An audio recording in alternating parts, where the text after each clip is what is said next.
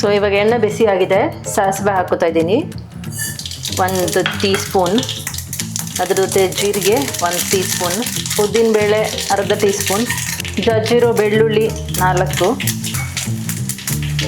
ಒಣಮೆಣಸಿನ್ಕಾಯಿ 1, ಕರಿಬೇವು ಸೊಪ್ಪು, ಬೆಳ್ಳುಳ್ಳಿ ಎಲ್ಲ ಬಾಡಿದ ತಕ್ಷಣ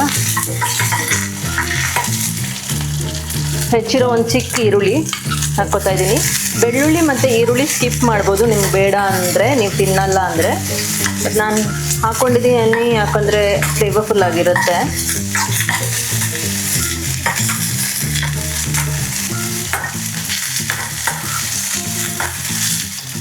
ಒಂದೂವರೆ ಟೀ ಸ್ಪೂನ್ ಉಪ್ಪು ಹಾಕೋತಾ ಇದ್ದೀನಿ.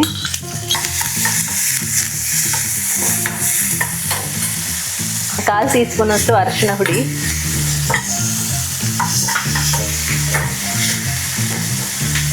ಚಿಟಿಕೆ ಹಿಂಗು.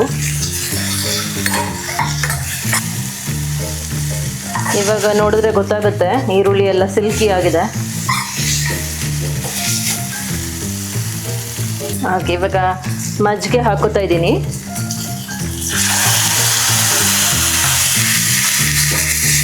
ಇನ್ನೂರು ml ಅಷ್ಟು ಮಜ್ಜಿಗೆ ಇದೆ ಇದರಲ್ಲಿ. ಬರೀ ತೆಳ್ಳು ಮಜ್ಜಿಗೆ ಅಲ್ಲ, ದಪ್ಪ ಮಜ್ಜಿಗೆ, ಯಾಕಂದರೆ ಅನ್ನ ತಿನ್ನೋಕ್ಕೆ ಚೆನ್ನಾಗಿರುತ್ತೆ. ಸೊ ಸ್ವಲ್ಪ ಲೈಟಾಗಿ ಬಿಸಿ ಆಗಬೇಕು, ಜಾಸ್ತಿ ಕುದಿಯೋಂಗಿಲ್ಲ. ಸೊ ಇವಾಗ ಕೊತ್ತಂಬರಿ ಸೊಪ್ಪು ಕಟ್ ಮಾಡಿ ಇಟ್ಕೊಂಡಿರೋದು, ಸೊ ಅದು ಇವಾಗ ರೆಡಿ ಆಗಿದೆ. ಆಫ್ ಮಾಡ್ತಾ ಇದ್ದೀನಿ.